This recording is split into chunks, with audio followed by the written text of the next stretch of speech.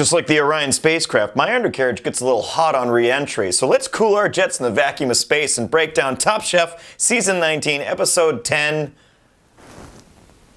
Dinner in Zero Gravity. Gravity? Gravity. I messed up the joke. It's alright. The remaining 6 chefs meet Padma and Claudette Zepeda down at the Houston Farmers Market for their quickfire challenge that made me seriously hungry. Padma tries to get them to guess what they're cooking. Can anyone guess what it is?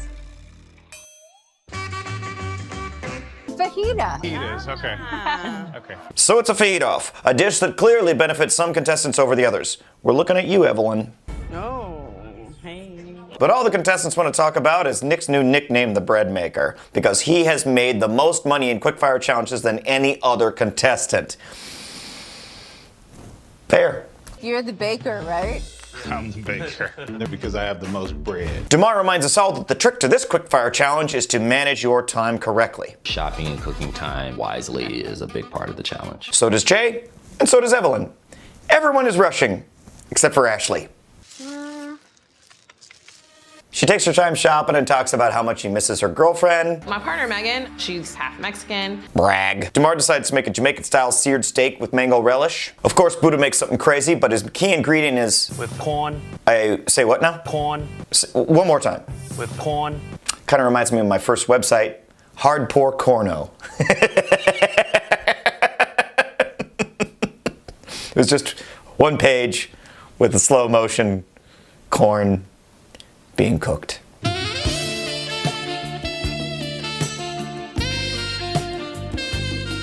Yeah, I did that. Evelyn makes beef fajitas with papalo. Nick made tri-tip fajitas with cabbage and jicama slaw, and he made his own tortillas. Ashley is borrowing her girlfriend's tactic of searing her fajitas with cheese crust, and Jay is making gochujang crepes with tomatillo sauce, but both of them run right the fuck out of time. I didn't finish. That's crazy.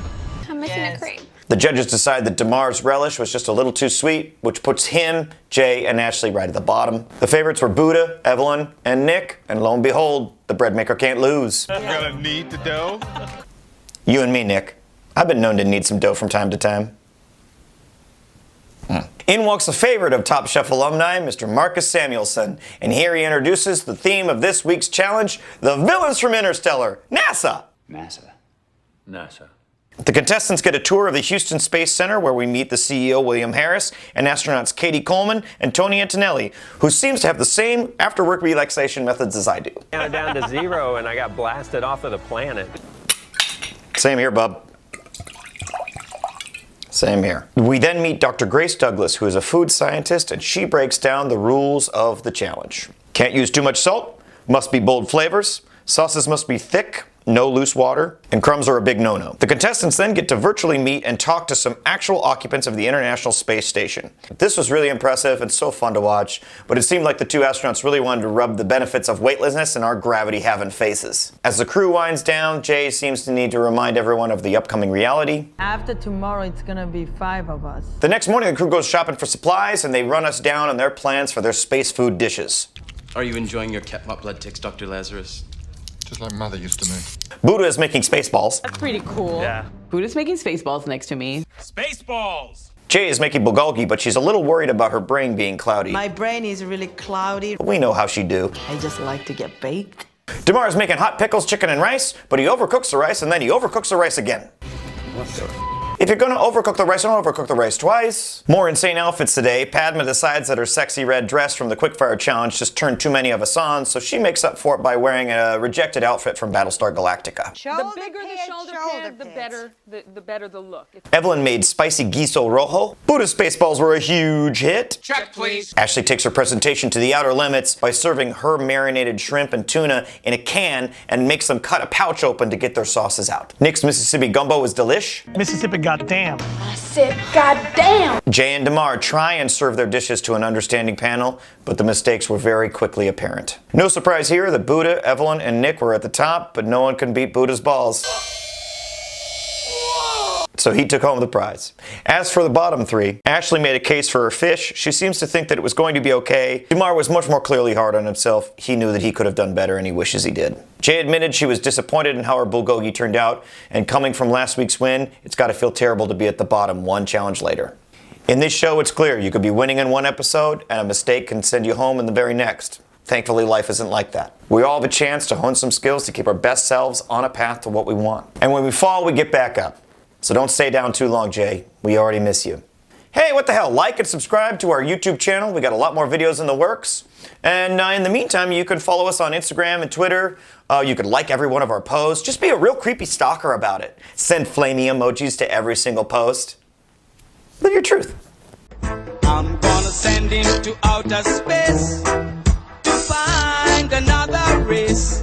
I'm gonna send him to outer space to find another race.